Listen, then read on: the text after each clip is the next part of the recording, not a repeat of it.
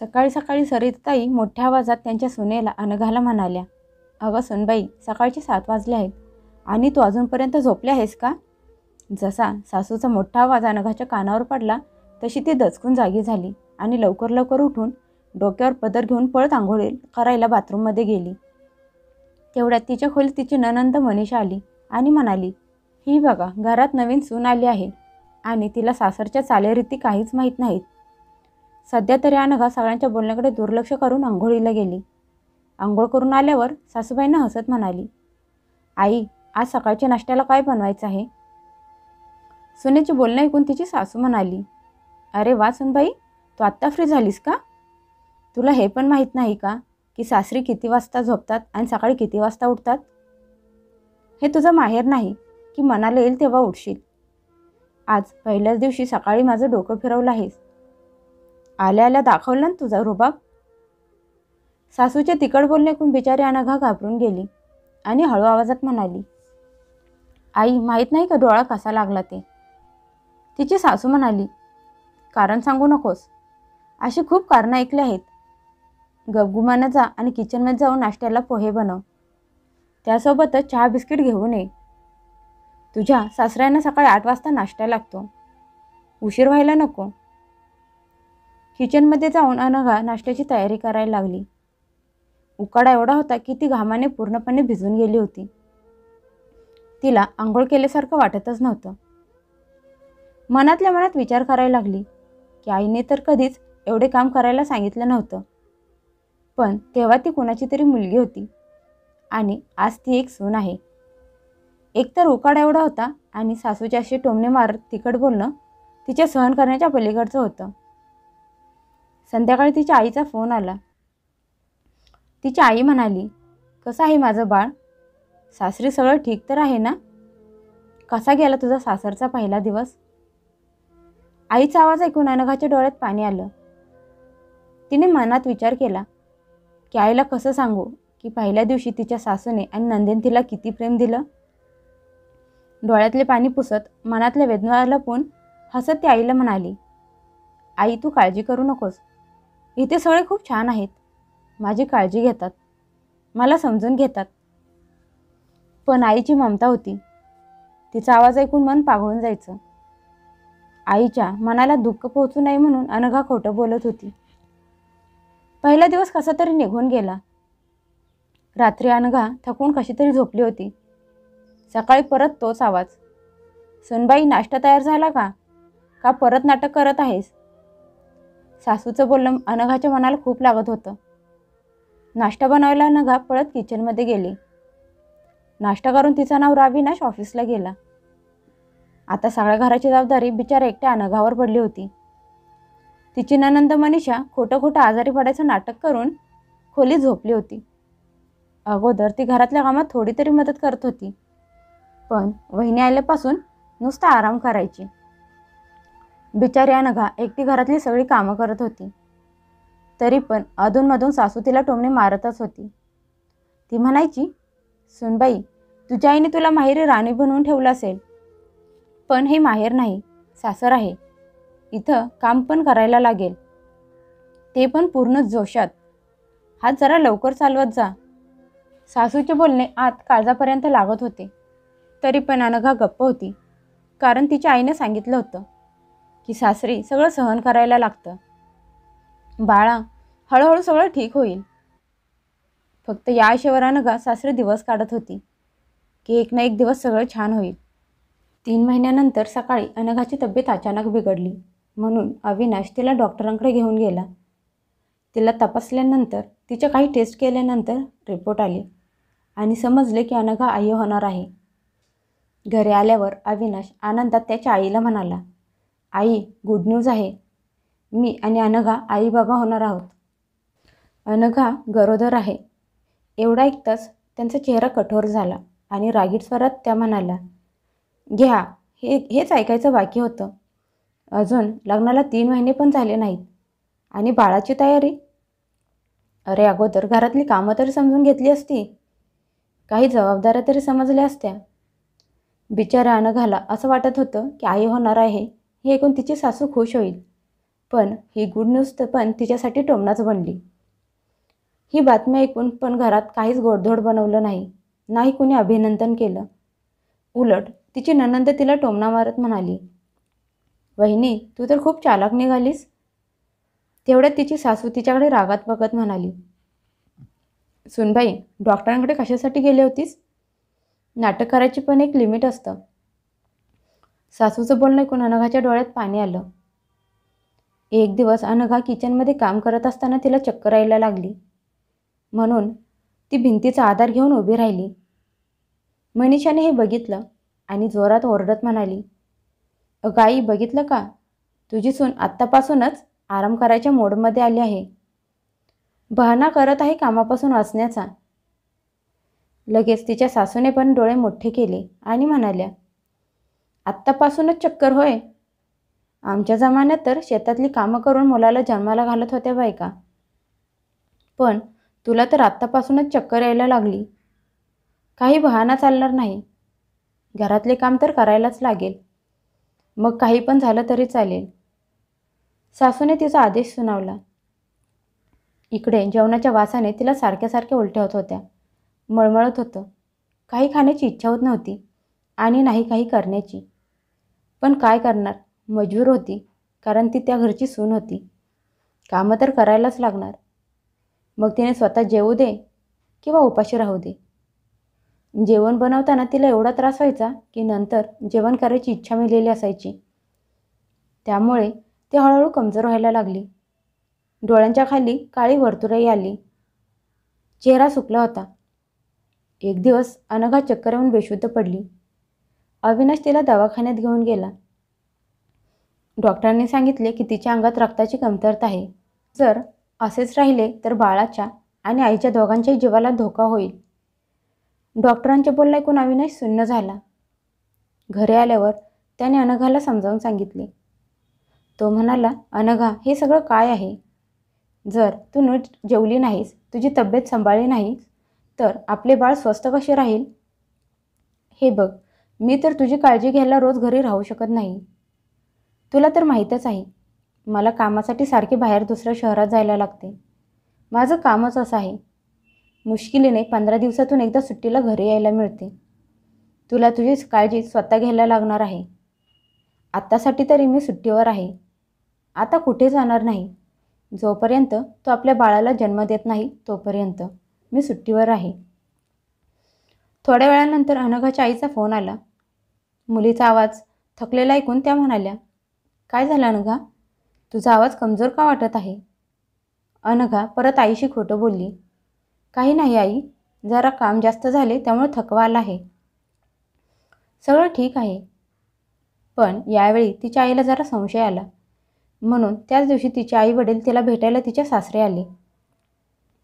अचानक तिच्या आई वडिलांना असं बघून तिची सासू हळू आवाजात पुटपुटत म्हणाली, घ्या आले लगेच हिच्या माहेरचे भेटायला. मुलीला जरा काय झालं म्हणाला की आले पळत भेटायला. त्यांना असं वाटतं की त्यांनी त्यांच्या मुलीला त्यांच्या घरी राजकुमारी बनवून ठेवलं होतं आणि मी पण त्यांच्या मुलीला अगदी तसंच ठेवावं. अनघाची आई आत आली आणि त्यांची भेट जशी तिच्या सासूशी झाली करायचं म्हणून त्यांनी तिच्या सासूला नमस्कार केला आणि सरळ अनघाच्या खोलीत गेल्या. अनघाला असं कमजोर बघून त्यांच्या पायाखालची जमीनच सरकली. एवढी कमजोर, थकलेली, जरा वेळ बोलली तरी तिला धाप लागत होती. रक्ताची कमी आणि अशक्तपणामुळे अनघा खूप कमजोर दिसत होती. मुलीची अवस्था बघून तिची आई रडायला लागली.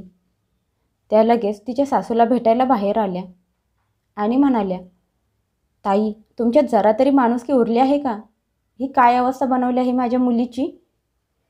अनघाच्या आईचा राग बघून तिची सासू तरी थोडीच गप्प बसणार होती. त्या पण मोठ्या आवाजात म्हणाल्या, अनघाची आई ही काय बोलायची पद्धत आहे का? मुलीचे सासरे येऊन तिच्या सासरच्या लोकांशी असे बोलण्याची? अनघाची आई म्हणाली, अच्छा म्हणजे आता तुम्ही मला कसे बोलायचं ते शिकवणार? ठीक आहे, माझं बोलणं ठीक नाही मग तुम्हीच सांगा. तुमची सून आई होणार आहे आणि तुम्ही तिची काय अवस्था करून ठेवली आहे? भिकारी तर नाही आहात तुम्ही लोक. चांगले खातेपिते घर आहे, तरी पण अनघाची ही अवस्था का आहे? अनघाची सासू म्हणाली, हे बघा हे माझं घर आहे. इथे सगळ्या वस्तू खायला ठेवल्या आहेत. तुमच्या मुलीने खाल्ले नाही खाल्ले मला काहीच फरक पडत नाही. आता मी तर तिला माझ्या हाताने चारू शकत नाही ना. आजपर्यंत मी माझ्या मुलीला हाताने खायला घातले नाही, मग सुनेला कशी घालेन? मी कुणाचा खाताना हात पकडला नाही. तेवढ्यात मनीषा तिथे आली आणि म्हणाली, हो काकू, आई बरोबर बोलत आहे. कुठली गोष्ट खायला नको म्हणाली नाही बहिणीला. आता तिला स्वतः बनवलेलं अन्न खायला आवडत नाही तर मग आम्ही काय करू शकतो? तिच्यासाठी आम्ही हॉटेलचे जेवण तर रोज मागवू शकत नाही ना. आई आणि मुलगी एकच बोल बोलत होत्या. अनघाची आई त्या दोघींकडे लक्षपूर्वक बघत म्हणाली, मनीषा, तू माझ्या मुलीसारखी आहेस. मोठ्यांच्यात बोलण्यापेक्षा तू गप्प राहिलीस तर चांगले होईल. जर अनघाला किंवा तिच्या बाळाला काही जरी झालं तर असं होऊ नये की तुझ्या आईसोबत तुला पण तुरुंगात पाठवावे लागेल. आणि असं मी करूच शकते. त्यामुळे माझ्याशी वाद घालण्याचा प्रयत्न करू नकोस. अनघाच्या आईचे बोलणे ऐकून दोघी मायलेकी गप्प बसल्या. अनघाची आई परत मुलीच्या जवळ गेली. तिची अवस्था बघून जावयाला म्हणाली, जावई बापू, आपण एक काम करूया. मी माझ्या ओळखीच्या डॉक्टरांना एकदा तिला दाखवते. खूप अनुभवी आणि हुशार डॉक्टर आहेत. एकदा त्यांना अनघाला दाखवून आणूया. अविनाशसाठी पण हे सगळं नवीन होतं. त्याची आई त्याची साथ तर देत नव्हती. काय करायचं काय नाही करायचं त्याला काहीच सांगत नव्हती. त्यामुळे त्याने सासूचे बोलणे ऐकून अनघाला त्यांच्यासोबत डॉक्टरांच्या जवळ घेऊन गेला. तिथे तिला तपासल्यावर डॉक्टर म्हणाले, जर अनघाची अशीच अवस्था राहिली तर तिच्या पोटात वाढत असलेल्या जुळ्या मुलांपैकी आपण एकाचा जीव वाचवू शकतो. एवढं ऐकून अविनाश जोरजोरात रडायला लागला आणि म्हणाला, हे सगळं माझ्यामुळं झालं आहे. मी तिची काळजी नाही घेऊ शकलो. मी एक चांगला नवरा आणि बाप होण्याच्या लायक नाही.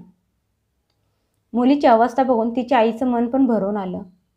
मग स्वतःला सावरत मजबूत करत त्याने अविनाशला समजावलं आणि म्हणाल्या, अविनाश, यात तुमची काहीच चूक नाही. स्वतःला सावरा. तुम्ही तर तिला तुमच्या आईच्या जवळ सोडून नोकरी करायला गेला होतात. तुम्हाला वेळ मिळेल तसे तुम्ही तिला भेटायला येत होता. तुम्हाला समजल्यावर तुम्ही लगेच सुट्टी घेतली. तुमच्याकडून जेवढं झालं तेवढं तुम्ही केलं. त्यात तुमची काहीच चूक नाही. कुठलाच पुरुष घर आणि बाहेर एकसोबत नाही बघू शकत. पण हो, अजून पण तुमच्याजवळ वेळ आहे.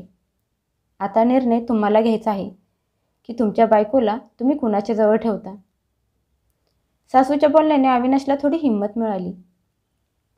मनातल्या मनात काहीतरी विचार करत त्याने अनघाची औषधं घेतली आणि तिला घेऊन घरी आला. थोड्या वेळात अनघाची आई जेव्हा त्यांच्या घरी जायला निघाल्या तेव्हा त्या अनघाच्या सासूला म्हणाल्या, ताई, अजून पण वेळ आहे. स्वतःला सुधारा आणि पुढे पण अशीच अवस्था राहिली तर येताना सोबत पोलीस घेऊन येईन. अनघाच्या आईची धमकी ऐकून दोघी मायलेकींची हालत खराब झाली. यावेळेला त्यांच्या तोंडातून एक पण शब्द निघाला नाही. अनघाची सासू पहिल्यांदाच गप्प बसली होती. मनीषाचे तोंड तर पडले होते. आता ही गोष्ट इज्जतीवरून त्यांच्या जीवावर आली होती. 2 दिवसानंतर अचानक अनघाच्या पोटात जोरात दुखायला लागले. अविनाश तिला घेऊन दवाखान्यात गेला. डॉक्टरांनी तिला ॲडमिट करून घेतलं आणि लगेच तिचं ऑपरेशन केलं. अनघाने जुळ्या मुलींना जन्म दिला. पण डॉक्टरांनी स्पष्ट शब्दात सांगितलं की बाळं खूप कमजोर आहेत. बाळांची अवस्था खूप नाजूक आहे. कारण आईला गरोदरपणात चांगला पोषक आहार मिळाला नव्हता. हे ऐकून अविनाशचे डोळे भरून आले. तो म्हणाला, ही सगळी माझी चूक आहे. तेवढ्यात त्याच्या आई आणि बहीण पण तिथे आल्या.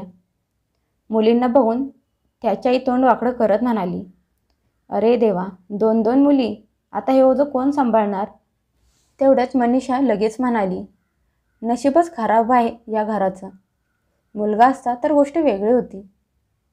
आईचं आणि बहिणीचं बोलणं ऐकून अविनाश रागत म्हणाला, आई, मुलगा असो किंवा मुलगी, ही माझी बाळं आहेत आणि इथून पुढे माझ्या बायकोला आणि मुलीनं कोणी टोमणे मारले तर माझ्यासारखा वाईट दुसरं कोणीच नसेल. मुलाचा राग बघून दोघीही गप्प बसल्या. तेवढ्यात बाजूच्या बेडवरचं एक पेशंट होतं. बहुतेक ती पण एक आई होती. अनघाच्या सासूकडे बघत ती म्हणाली, ही पेशंटची सासू आहे का? जरा इकडे तोंड फिरवा. अरे देवा, ही तर चेहऱ्यावरूनच खतरनाक वाटत आहे. अहो ताई, तुमच्याकडे माणुसकी नावाची गोष्ट आहे का? तुमची पण एक मुलगी आहे. जरा तुमच्या मुलीच्याबद्दल असा विचार करून बघा.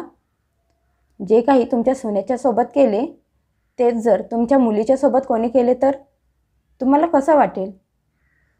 अजून पण तुम्हाला सुनेची आणि तिच्या बाळांची अवस्था दिसत नाही का? तुम्हाला त्रास या गोष्टीचा होत आहे की मुली जन्माला आल्या आहेत?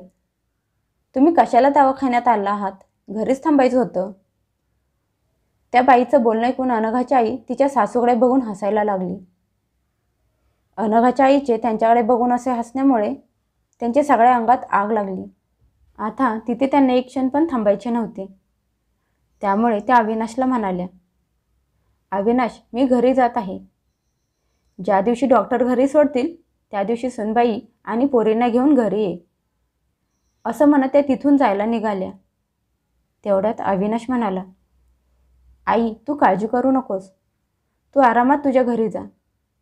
अनघाला इथून सोडले की मी तिला माझ्यासोबत माझ्या घरी घेऊन जाणार आहे, तुझ्या घरी नाही. मुलाचं बोलणं ऐकून सरिताताई हैराण होऊन म्हणाल्या, तुझ्या बोलण्याचा काय अर्थ आहे? आणि तुझं कुठलं घर? ते अजून पण माझं घर आहे, समजलं का? अविनाश म्हणाला, चांगलं समजलं आहे आई मला. त्यामुळेच तर बोलत आहे. मी तुझ्या घरी नाही घेऊन येणार. मी माझं स्वतःचं भाड्याचं घर घेणार आहे आणि मग अनघाला माझ्यासोबत घेऊन जाणार आहे. तोपर्यंत अनघा तिच्या माहेरी राहील, कारण तिला आत्ता तिच्या आईच्या मायेची, तिच्या काळजीची खूप गरज आहे आणि ते तू तुझ्या स्वप्नात पण नाही करू शकत. आणि तसंही मी माझ्या कुटुंबाला तुझ्या भरोश्यावर नाही सोडू शकत. अविनाशचे बोलणे ऐकून अनघाची आई अनघाच्या सासूकडे बघून फक्त हसत होती. अनघाच्या आईचे असे त्यांच्याकडे बघून हसणे त्यांच्यासाठी खूप होतं. अनघाची सासू रागात फणफणत काही न बोलता तिथून निघून गेली. दवाखान्यातून डिस्चार्ज घेऊन अनघा तिच्या माहेरी गेली. काही दिवसांनी अविनाशने एक भाड्याने घर घेतलं. बायको मुलींसह तो तिथे राहायला गेला. दिवस पुढे निघून जात होते. एक दिवस अचानक सरिताताई रडत अविनाशच्या घरी आल्या आणि रडत त्यांच्या मुलाला म्हणाल्या, अविनाश, का रे, मी एवढी वाईट आहे का की तू आईला असं सोडून दिलंस? तिची एकदा पण विचारपूस केली नाही, बघायला पण येत नाही. तुझी आई जिवंत आहे का मेली हे पण तू बघायला आला नाहीस. तुझ्या बाबांच्या नंतर तू एक माझा आधार होतास. तू पण मला वाऱ्यावर सोडून दिलंस. तुझ्या बहिणीचं लग्न करायचं आहे, तिचा तर जरा पण विचार केला नाहीस. अविनाश आणि अनघा अचानक त्यांच्या असं बदललेलं रूप बघून आश्चर्यचकित झाले. त्यांनी स्वप्नात पण कधी असा विचार केला नव्हता, जे आज ते प्रत्यक्षात त्यांनी बघितलं होतं. सरिताताई म्हणाल्या, अविनाश, सुनबाई, मला माहीत आहे माझ्याकडून चूक झाली आहे आणि आता मला माझ्या चुकांची जाणीव झाली आहे. तुम्ही दोघं आपल्या घरी परत चला. ते घर तुमच्याशिवाय अपूर्ण आहे. अविनाश म्हणाला, नाही आई, खूप मुश्किलीने मी माझ्या बायकोचा आणि मुलींचा जीव वाचवला आहे. आता मी परत ती रिस्क घेणार नाही. अशी चूक मी परत कधीच करणार नाही. सरिताताई म्हणाल्या, अविनाश, मी कबूल करत आहे की माझ्याकडून चूक झाली, पण आता मी पूर्णपणे बदललेले आहे. तुला जसं राहायचं आहे, सुनबाईला जसं तिच्या मर्जीनं राहायचं आहे, तसे तुम्ही लोक राहा.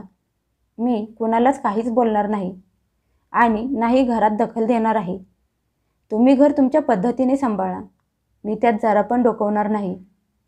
एकदा मोठ्या मनाने आई समजून मला माफ करून घरी परत चला.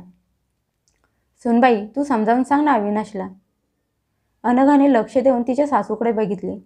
त्यांच्या चेहऱ्यावर पश्चाताप स्पष्ट दिसत होता. त्यांना त्यांच्या चुकीची जाणीव झाली होती आणि नाती एवढे सहज तुटत नाहीत. म्हणून जेव्हा समोरून तिची सासू स्वतः येऊन त्यांची चूक कबूल करून त्या दोघांची माफी मागत होत्या, तर आपण पण सगळं काही विसरून जाऊन मोठ्या मनाने त्यांना माफ करून एक संधी तर द्यायलाच हवी ना. अविनाशला समजावून सांगून अनघा परत एकदा तिच्या सासरचा उंबरठा ओलांडून घरी परत गेली. पण यावेळी पूर्ण मान सन्मानाने. यावेळी तिला तिथे तिरस्कार नाही तर पूर्ण इज्जत मिळाली होती. तिला तिचा हक्क, अधिकार मिळाला होता. आणि सगळ्यात मोठी गोष्ट, आता तिची सासू तिला टोमणे मारत नव्हती, तर हक्काने आपले मानून तिच्यासोबत अधिकाराने बोलत होती.